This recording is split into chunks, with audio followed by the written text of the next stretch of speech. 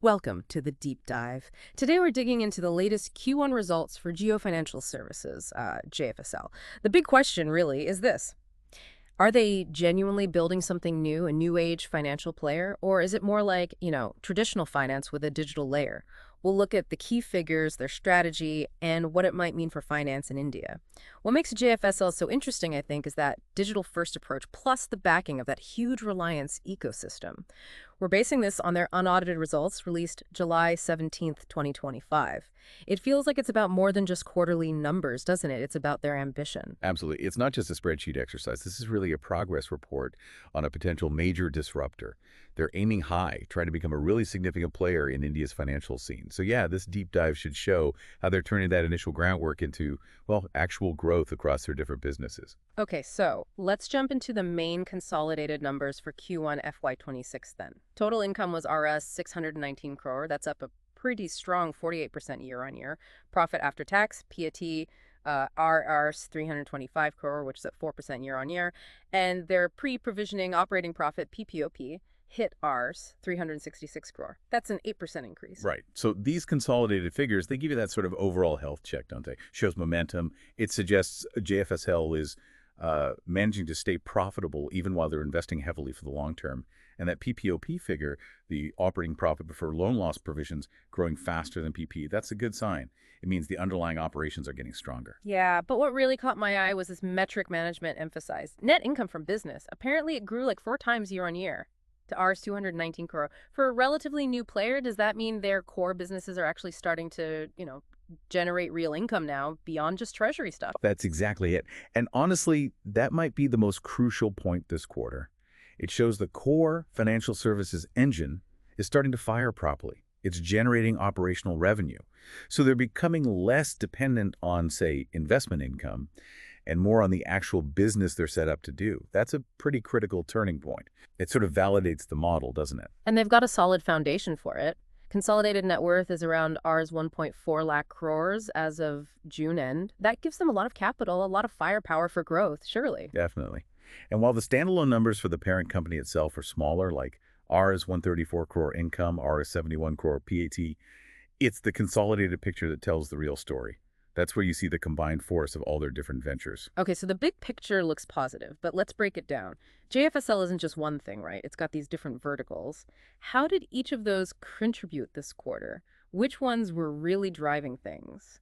Well, they position themselves as this digital-first company covering 4 basic needs: invest, borrow, transact, and protect. And yeah, this quarter, pretty much every pillar showed some interesting movement. It shows an integrated strategy is starting to work. All right, let's start with Invest. That's the Jio BlackRock asset management joint venture. Big news there was getting the regulatory green light in May and launching their first fund, the NFO, right? Huge news. And the response to that new fund offer, the NFO, was frankly phenomenal. They pulled in over India 17,800 crore, just like that, from institutions and over 67,000 retail investors. Yeah. I mean, that instantly puts them in the top 15 fund houses in India based on debt AUM. That's incredibly fast. Plus, they also got approvals for the advisory and broking arms, Jio BlackRock Investment Advisors and broking. So the wealth management stock broking pieces are falling into place too. Wow, okay. Top 15 straight away. That's impressive. Now let's shift to Borrow. Geo Credit Limited, JCL. The assets under management AUM growth there was just dramatic. From what? Rs 217 crore a year ago to Rs 11,665 crore now. These are big numbers. How are they managing that kind of scale up so quickly? What's the strategy behind JCL? Yeah, that AUM jump is staggering, but it seems quite deliberate. Management mentioned a strategic pivot towards secured lending starting late last financial year. They're calling it a credit-conscious approach, aiming for a high-quality and risk-calibrated loan book. But the really interesting part is how they're doing it, focusing on key cost advantages. Cost advantages? Like what? Yeah. How are they getting an edge there? Okay, so there are a few key levers they mentioned. First, cost of funds. They managed to get a AAA rating from Carriage and Crystal for their new NCD facility. That's huge. And the NCD is just the way they borrow money. That AAA rating means they're seen as super safe, so they can borrow really cheaply. Big advantage in lending. They raised about Rs 2,500 crores through that. Second, cost of acquisition. Getting customers. They're tapping into the whole Reliance ecosystem using marketing deals and a massive MyJio user base, 500 million customers? So they can target potential borrowers much more efficiently, without massive ad spends. Third, Cost of service, actually running the lending operation. Because they're digital first, born in the new era, as they put it, they don't have clunky old legacy systems. It's all modern cloud-native stuff. Pay-as-you-go. It's much leaner, much more flexible than traditional banks often are. Like building a new smart factory versus running an old one.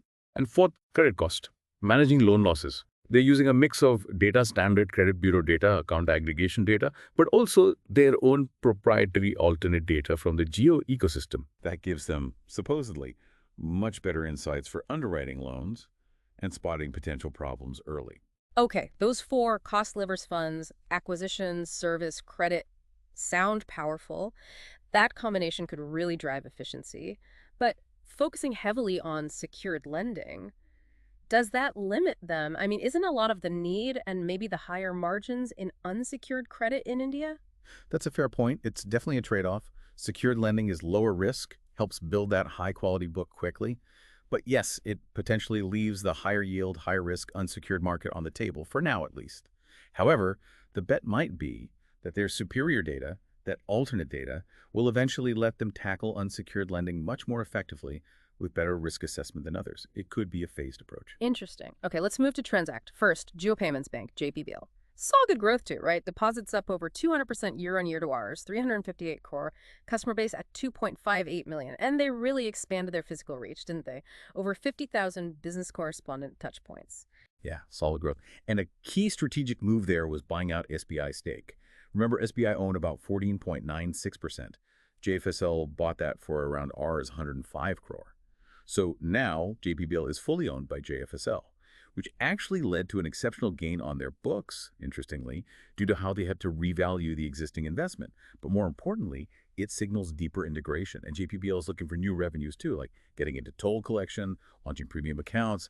Shows they're not just sitting still. And still under Transact, there's Jio Payment Solutions, JPSL. They handle payment processing. Saw robust transaction processing volume, TPVRs, 7,717 crore, up 93% year-on-year. That's a lot of money moving. It really is. And significantly, JPSL also launched a developer portal that's aimed at small and medium businesses, letting them easily integrate JPSL's payment solutions. So it's not just about consumer payments, it's about enabling the wider business ecosystem too, building the infrastructure. Right.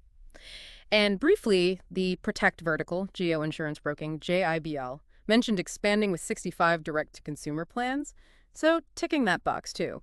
Okay, so we've seen growth across the board in the verticals. Let's zoom out again. What are the underlying strategies, the pillars holding all this up? What's the big picture vision emerging here? Management talks about 4 core pillars: product, distribution, technology, and data intelligence, and people. These aren't just corporate buzzwords, apparently. They see them as essential for building something sustainable and valuable. Let's pick up on technology and data. They mentioned an advanced AI and data analytics engine and achieving a single customer view. Well, What does that mean in practical terms? How does that give them an edge? Is it just about efficiency? it's partly efficiency, yes. Like we discussed with JCL's cost of service being free from old tech debt is a massive advantage. They can build and deploy faster. That single customer view means they can understand a customer's entire relationship with JFSL across all products, borrowing, investing, payments. Combine that with AI and analytics, and you get theoretically much sharper insights for things like hyper-personalization, offering you the right product at the right time, and also better risk management, operational efficiency. It touches everything. And distribution. We mentioned the app growth, 8.1 million monthly active users, is pretty decent. Plus, expanding physical points and looking at external partnerships. So, multi-channel approach. Seems like it. Digital first, but not digital only. They recognize the need for physical touchpoints and broader alliances to reach everyone. And on the people side, they talked about setting up these agile pods, over 80 of them. Cross-functional teams. Think of them like little internal startups focused on specific capabilities or products. It's meant to make them faster, more innovative, and manage costs better. It reflects that sort of digital mindset and ownership culture they say they're building. So, putting it all together, the verticals, the pillars, what's the final destination look like? Are they really aiming for that full-stack provider status? It certainly looks that way. Yeah. They explicitly state that ambition, a full-stack financial service provider. And getting those BlackRock JV approvals was seen as a key step, kind of completing the suite of offerings across invest, borrow, transact, protect. They now have the pieces in place, on paper at least, to cover most core financial needs. The CEO's comments about nurturing businesses at different stages and risk-calibrated growth suggest patience, though, a long-term view.